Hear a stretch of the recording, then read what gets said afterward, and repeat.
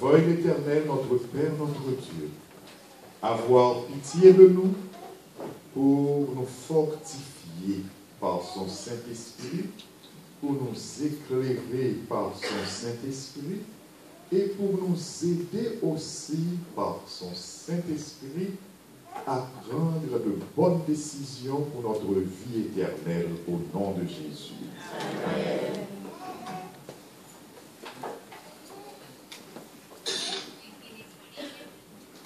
Hier soir, nous avons vu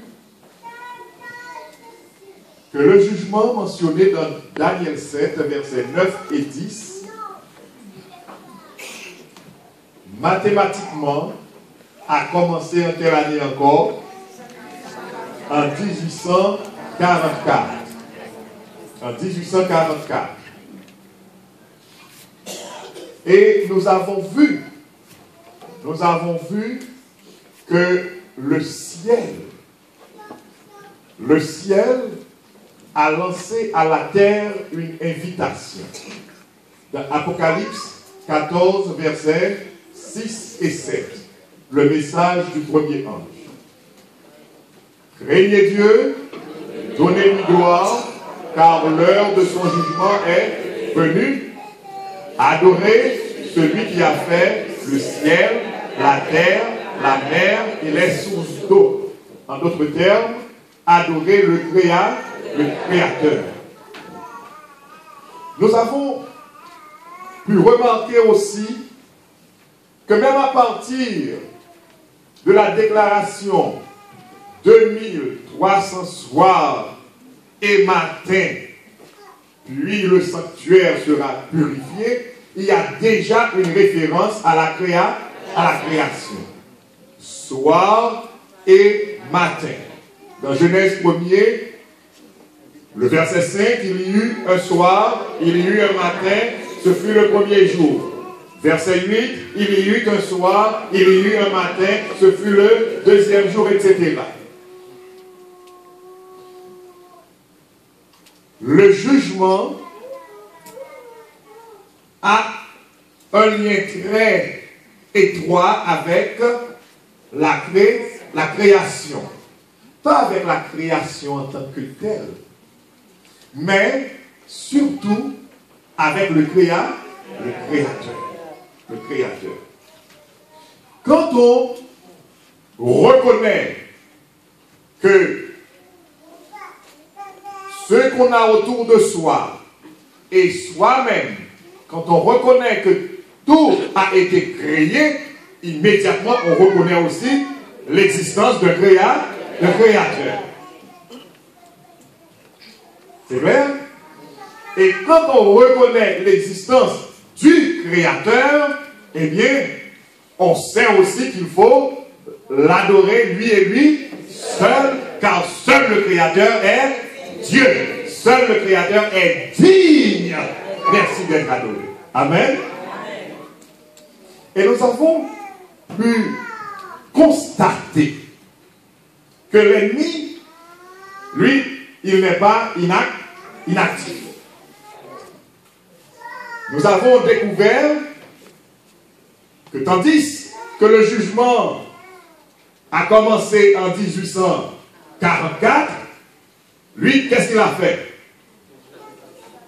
Qu'est-ce qu'il a fait? Nous avons vu hier soir. Il s'est arrangé pour utiliser Charles Darwin. Selon le témoignage même de Darwin, il a commencé à réfléchir sur cette affaire d'évolution en 1837. En 1844, il a présenté sa thèse sur l'évolution, sur la théorie de l'évolution, sur l'évolutionnisme. D'accord? Pour faire quoi? Pour combattre la création. Année pour année. Pour combattre la création. Donc dire combattre la création, c'est dire combattre le Créateur. Le Créateur.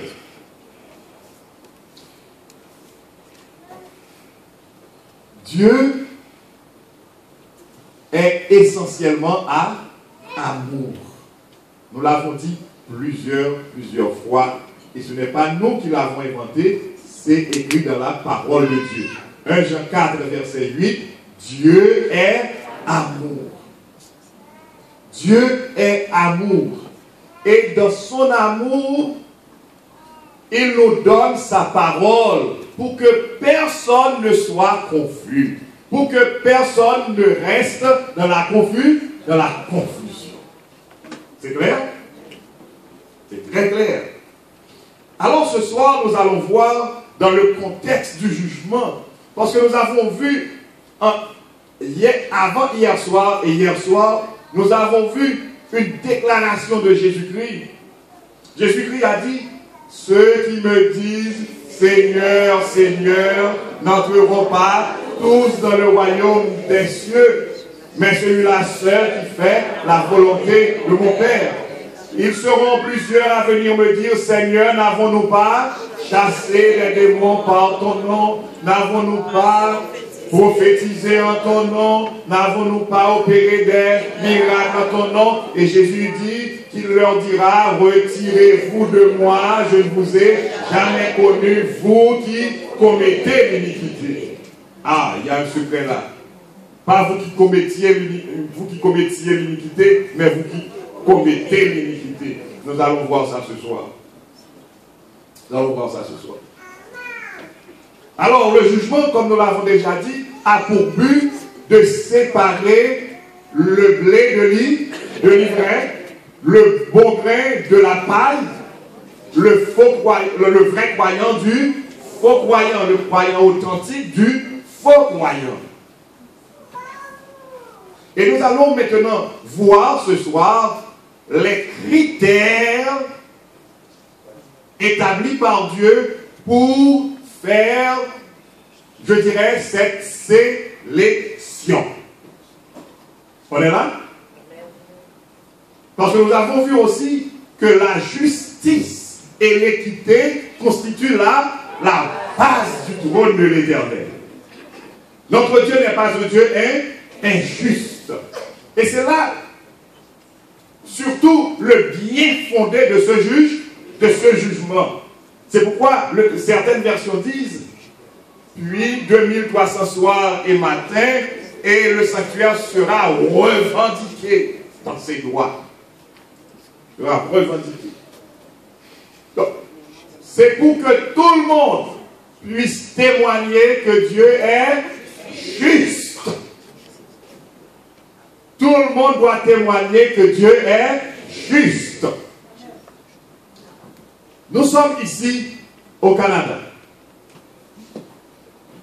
Si vous avez l'habitude de suivre le parcours scolaire de vos enfants, et vous aussi qui avez étudié ici, ou qui étudiez encore ici, vous allez voir souvent, et pas souvent, toujours, on donne aux apprenants les critères d'évaluation.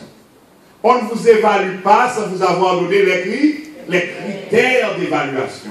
Vous devez savoir à partir de quoi vous allez être évalué. Dans tous les systèmes normaux, c'est ainsi que se font les choses. Vous devez savoir à partir de quoi vous allez être évalué. Est-ce que vous pensez que les hommes peuvent être plus justes que Dieu? Non. Non. Le Dieu dont le trône se base sur l'équité et la justice, d'accord, il doit bien sûr nous donner les critères à partir desquels il va nous évaluer. C'est clair? C'est clair? Gloire à Dieu. Alors, ouvrons notre Bible dans Apocalypse chapitre 11, les versets 18 et 19. Apocalypse chapitre 11, les versets 18 et 19. Apocalypse, c'est le dernier livre de la Bible. Apocalypse chapitre 11, c'est le dernier livre.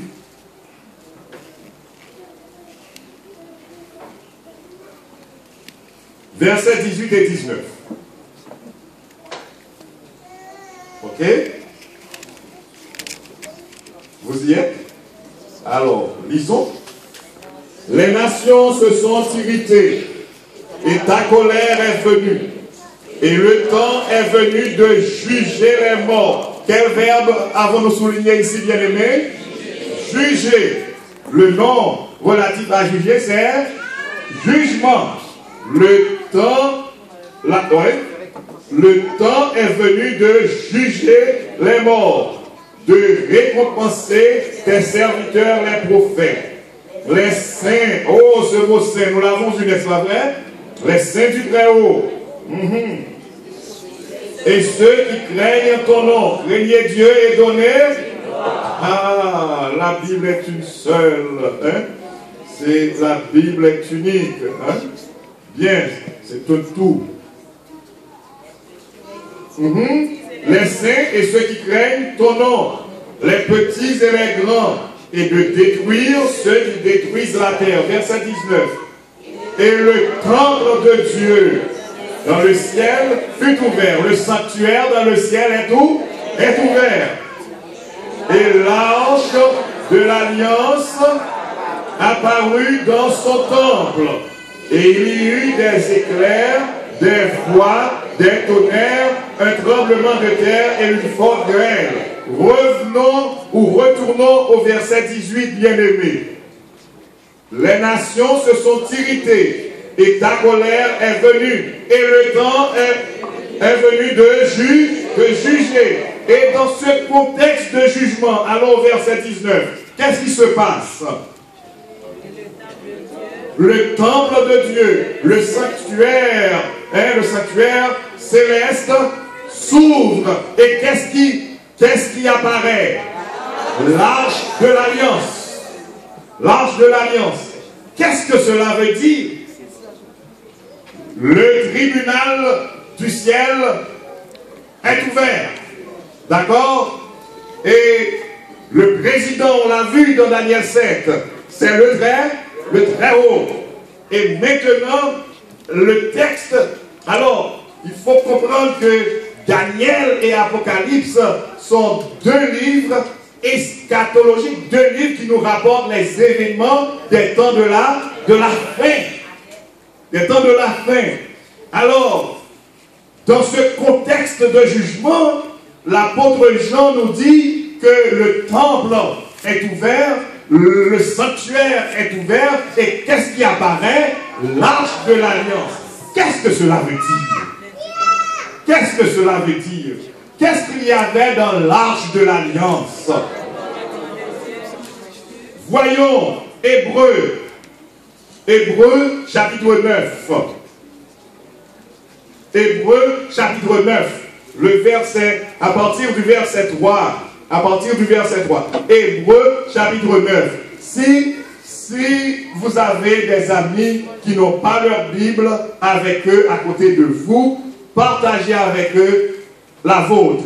Partagez votre Bible avec eux. Parce que c'est bien qu'on lise la parole de Dieu. C'est bien qu'on voit ce qui est dit. Ah, alors c'est projeté pour vous. Bon, moi j'aime quand on cherche. Ok, bien. Pardon. À partir du verset 3, qu'est-ce que nous lisons? Derrière le second voile. Alors, il y a ici, l'apôtre Paul parle du sanctuaire terrestre, qui avait le lieu saint et le lieu très saint. Il va nous dire ce qui était dans le lieu très saint. Dans le lieu très saint. On l'appelle aussi le saint des saints. Maintenant, derrière le second voile se trouvait la partie du tabernacle appelée le saint des saints. Laissez-moi dire pour les enfants d'ici, les Québécois, tabernacle ici ce n'est pas un juron. C'est bien malheureux que les gens utilisent les mots sacrés pour injurier ici. C'est parce qu'ils ne craignent pas Dieu. D'accord? Ils sont en train de profaner. Mais tabernacle signifie sanctuaire, lieu saint. Et vous allez voir que même pour dire injurier, ils disent sacré. Quand quelqu'un est en train d'injurier, ils disent que la personne est en train de sacrer. C'est pourquoi, comme je l'ai dit, sabbat matin, les parents doivent s'asseoir avec leurs enfants pour leur expliquer toutes ces choses. C'est important parce que les enfants risquent de ne pas comprendre les choses. Vous pouvez dire à un enfant que telle chose est sacrée et puis l'enfant comprend très mal ce que vous lui dites. D'accord? Ici, tabernacle n'est pas un juron, chers amis, d'accord? Tabernacle, ici, c'est le lieu saint, le lieu que Dieu a choisi pour habiter avec son peuple, comme il l'a dit. D'accord? Ok. Si par exemple quelqu'un vous dit tabernacle et que cela ne vous dérange pas, c'est quelqu'un qui ne sait pas ce qu'il dit. D'accord? Ok? La personne ne vous a pas injurié vraiment. Ok. Bien. Alors, qu'est-ce qui se passe? Et derrière le second voile se trouvait la partie du tabernacle, gloire à toi Seigneur, appelée le Saint des Saints, c'est-à-dire le lieu très saint, renfermant l'autel d'or pour les parfums et l'arche de l'alliance, entièrement recouverte d'or. Qu'est-ce qu'il y avait dans l'arche de l'alliance? Il y avait dans l'arche c'était une boîte, un coffret. Il y avait dans ce coffret un vase d'or contenant la manne, un échantillon de manne. Le peuple devait avoir cet échantillon de manne pour se rappeler comment Dieu a pris soin de lui dans le désert. C'est bien d'être reconnaissant, c'est bien de se rappeler comment Dieu nous a conduits par le passé. C'est bien. Parce que quand on oublie comment Dieu nous a conduits par le passé, nous risquons de perdre la foi. Mais quand nous nous rappelons comment Dieu nous a conduits par le passé, nous pouvons, en dépit des difficultés actuelles, en dépit des difficultés d'aujourd'hui, eh bien, nous écrier encore en avant. Parce que nous savons que notre Dieu est le Tout-Puissant. C'est celui qui peut nous nourrir même dans le désert. Le peuple devait avoir cet échantillon de manne pour lui rappeler la bonté, en même temps la toute-puissance de l'Éternel. Maintenant, qu'est-ce qu'il y avait encore? Il y avait la verge d'Aaron, on se rappelle, et tout ce qui a été fait avec le bâton de Moïse, la verge d'Aaron, etc. Cette verge qui avait fleuri. Encore la puissance de Dieu, la toute-puissance de Dieu. Et qu'est-ce qu'il y avait encore dans l'arche? Les tables de l'alliance. Remarquez bien, la manne c'était quelque chose qui concernait le peuple d'Israël. Le bâton fleuri d'Aaron encore quelque chose qui concernait le peuple d'Israël. Mais il y avait un troisième élément, c'est les tables de l'alliance. C'est quoi ça, les tables de l'alliance? Que nous disent les tables de l'alliance? Eh bien, allons voir. Allons dans Exode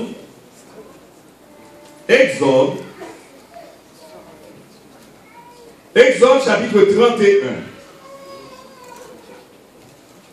Exode chapitre 31.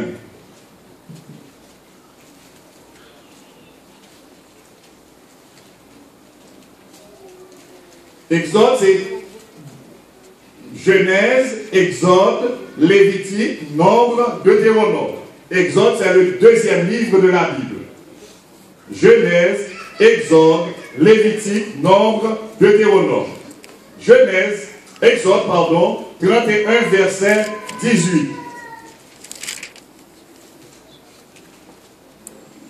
Qu'est-ce que nous lisons?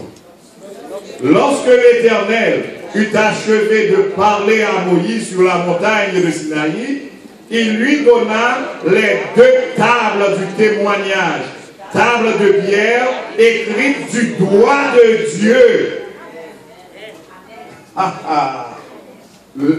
L'Éternel a remis à Moïse deux tables de pierre. Nous allons voir ce qui était écrit sur ces deux tables de pierre. Mais ce qui est important à retenir, c'est que ce qui était écrit sur ces deux tables de pierre était écrit par le doigt même de Dieu. Écoutez bien, c'est pour dire que ce qui est écrit là, c'est quelque chose d'éternel. Parce que c'est moi l'Éternel qui ai choisi d'écrire de mon propre doigt. Amen.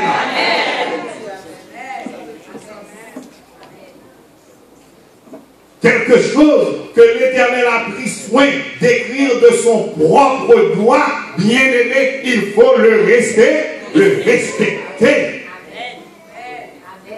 Et c'est éternel. Le temple est ouvert. L'arche de l'alliance apparaît. Et l'arche contient deux tables de pierre, écrites du doigt même de Dieu. C'est à doigt mon Dieu même lié écrit ça qui est écrit sous des tables. Wassayo. C'est clair? On va voir ce qui va se passer pour comprendre comment c'est extraordinaire. L'Éternel a fini de remettre à Moïse ces deux tables de pierre avec ce qui était écrit. On va voir ce qui était écrit. Et Moïse, en descendant de la montagne, a entendu un bruit. Et quand il est arrivé, qu'est-ce qu'il a découvert? Il a découvert que le peuple était en train de faire quoi? De rendre un culte à un veau d'or. Le peuple était en train d'adorer un veau d'or. Et saisi par une sainte colère, qu'est-ce qu'il a fait Moïse? Il a jeté les tables de pierre par terre et c'était brisé. Ah! Qu'a fait l'Éternel? Qu'a fait l'Éternel? L'Éternel pourrait dire à Moïse, bon écoute, mon cher, tu n'as pas bien fait quelque chose que moi-même j'ai écrit de mon propre doigt. Ça c'est irrespectueux Moïse. Mais comme tu as vu, où t'es ouais ça m'écrit, où va écrire tout? Est-ce que vous pensez que c'est ce que l'Éternel va dire à Moïse? Tu as vu ce que j'avais écrit, tu vas toi-même écrire à nouveau, c'est ce qu'a fait l'Éternel? Eh bien on va voir ce qu'a fait l'Éternel. Ah, on va voir ce qu'a fait l'Éternel. Ok. Exode chapitre 34. Le verset 1er. Exode 34, verset 1er. Qu'est-ce qui va se passer? L'Éternel dit à Moïse, taille deux tables de pierre, comme les premières. Écoute, c'est toi qui as brisé les tables. Bon, maintenant, moi, je t'ai donné les tables. Maintenant, tu les as brisées. Va toi-même tailler deux tables maintenant. Ok, je ne sais pas si c'était une punition. Ok, maintenant, va tailler deux tables. Toi-même, tu vas tailler deux tables. Mais attention, attention, va tailler deux tables. Taille deux tables de pierre comme les premières. Et qui est-ce qui va écrire? Et j'y écrirai les paroles qui étaient sur les premières tables que tu as brisées. Amen. Sois là de bonheur. Ah, l'Éternel est très ponctuel. L'Éternel aime la ponctualité. Sois là de bonheur. Sois là de bonheur. J'y écrirai. J'y écrirai. C'est moi encore l'Éternel qui va écrire. Pas toi Moïse. Non. Ton doigt ne peut pas écrire cette parole. Un doigt humain ne doit pas écrire ces paroles. Les pierres, tu peux aller les préparer, me les apporter. Mais quant à l'écriture, ça c'est moi qui vais m'en occuper. Non, Moïse, tu es vraiment un saint homme, mais ton doigt n'est pas assez pur pour écrire cette chose. Tu peux écrire, écrire après avoir lu toi-même ce qui est gravé là sur les tables de pierre. Mais graver ces paroles-là, ça c'est moi qui dois m'en occuper. Ah! Est-ce que vous pensez, bien-aimés, que ce sont de simples paroles?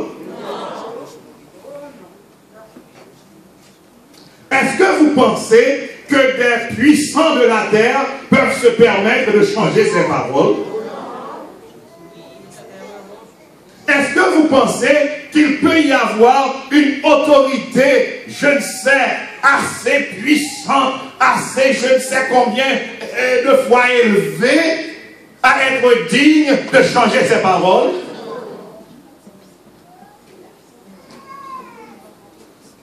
Bien-aimés, des paroles que Dieu a écrites de son propre droit.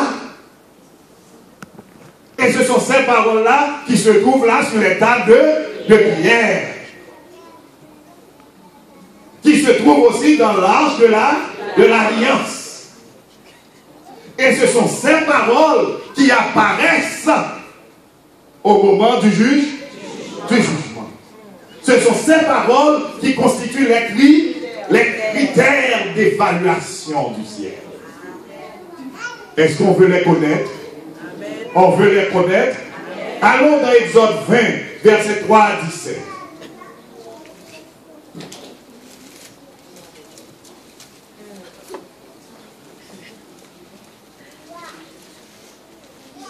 Exode 20, verset 3 à 17.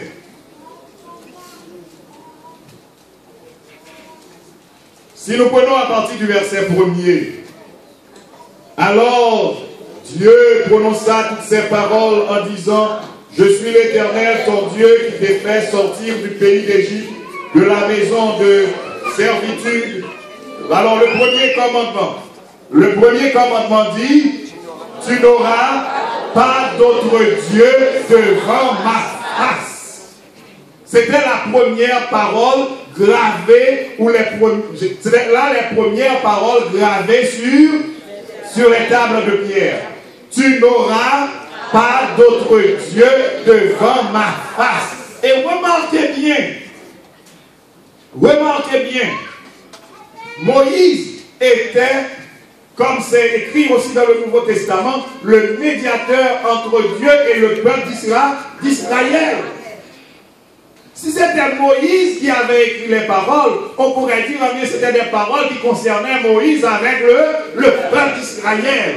Mais l'Éternel a pris le soin d'écrire lui-même ces paroles pour dire que ces paroles sont aussi éternelles que lui-même. Et pour dire aussi que ces paroles concernaient tous les hommes de tous les âges, de toutes les générations. C'est clair?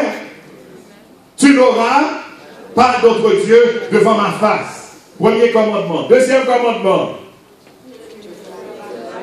Tu ne te feras point d'image taillée, ni de représentation quelconque des choses qui sont en haut dans les cieux, qui sont en bas sur la terre et qui sont dans les eaux plus bas que la terre. Tu ne te prosterneras point devant elles et tu ne les serviras point, car moi l'Éternel ton Dieu, je suis un Dieu jaloux qui punit l'iniquité des pères sur les enfants jusqu'à la 3e et à la 4e génération de ceux qui me haïssent, et qui fait miséricorde jusqu'en 1000 générations à ceux qui m'aiment et qui gardent mes commandements.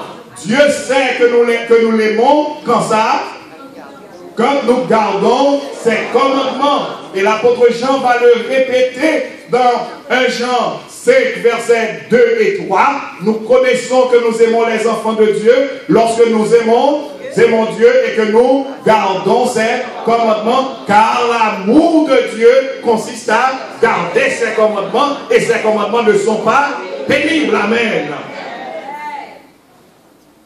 Et dans l'Ancien Testament et dans le Nouveau Testament, Dieu sait que qu'on l'aime, c'est quand on garde ses commandements. Quand on obéit à sa voix, quand on obéit à ses commandements.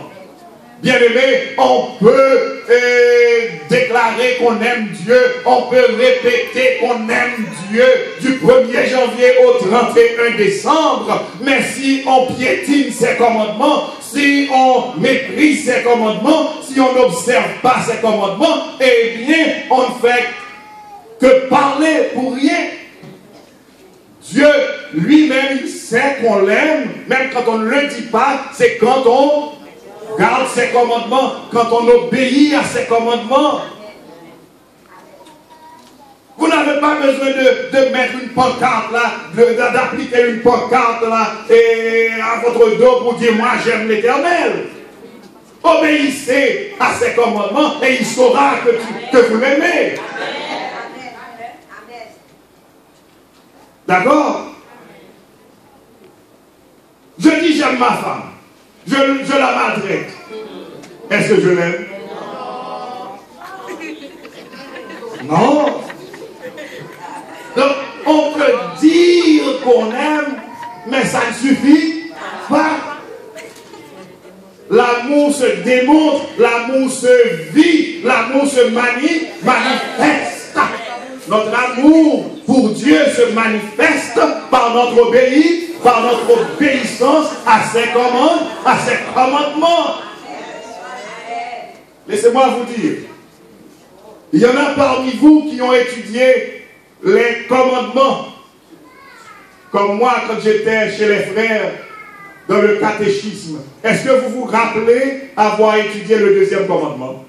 Comme il est là dans la Bible? Est-ce que vous vous rappelez, ceux qui, comme moi, ont étudié les commandements dans le catéchisme? Est-ce que vous vous rappelez avoir étudié le deuxième commandement comme il est là dans la Bible? Est-ce que nous songez? Nous songez nous étudier le deuxième commandement concernant Jean-Lié dans la Bible là? Non. Deuxième commandement, Jean-Lié dans la Bible là, il pas existé dans le catéchisme. Et ou mettre à faire recherche. C'est bien malheureux, j'ai laissé mon catéchisme. Et oui, moi j'ai mon gros catéchisme là, parce que quand je parle, je n'aime pas dire des choses. J'aime montrer, démontrer, prouver. D'accord? Et aujourd'hui, pasteur Élisée et moi, nous étions là à travers les rues. C'est vrai, nous étions à une librairie pour acheter un catéchisme. Et la dame qui nous a reçus a essayé d'appeler pour nous plusieurs autres librairies. Malheureusement, on n'en a pas trouvé. Parce que j'ai voulu vous faire voir la réalité. Ok?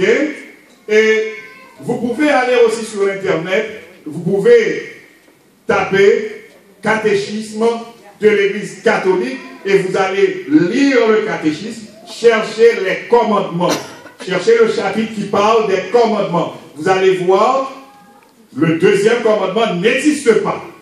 Le deuxième commandement tel qu'il est là dans la Bible, il n'existe pas dans le catéchisme. Et vous allez voir ce que l'Éternel nous a déjà annoncé par le prophète Daniel concernant ces choses.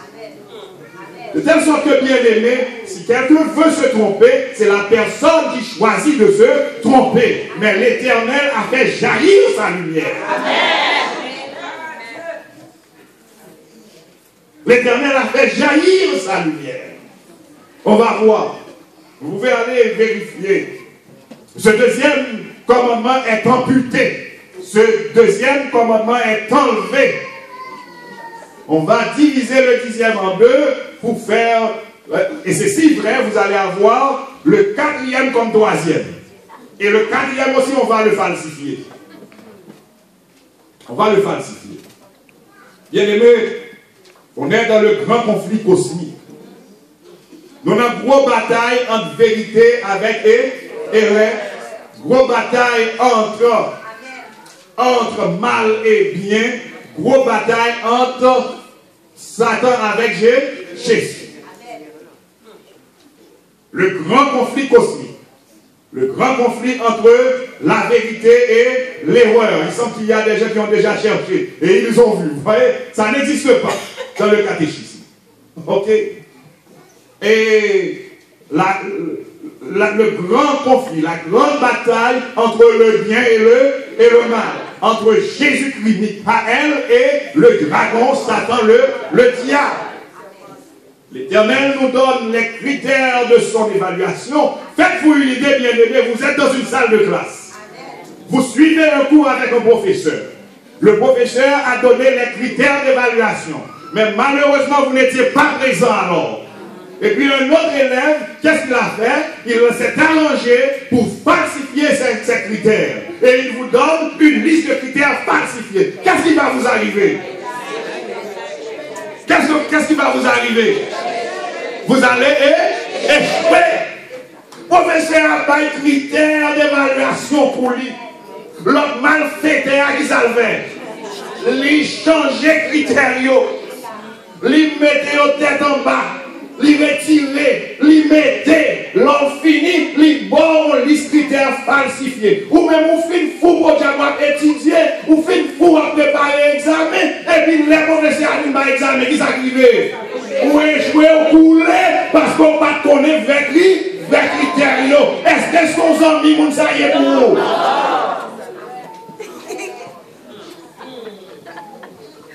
Même si moun sa crié tout 32 dans le baou, moun sa pas amis, cette personne peut s'amuser à vous rire, à vous sourire le jour comme la nuit, mais cette personne n'est pas votre ami, c'est quelqu'un qui désire votre échec.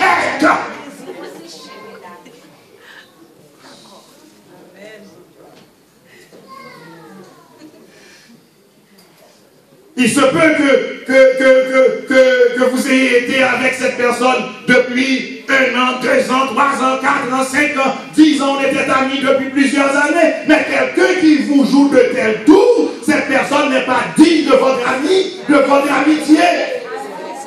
Vous devez comprendre que vous devez rompre avec cette personne. Cette personne ne vous aime pas.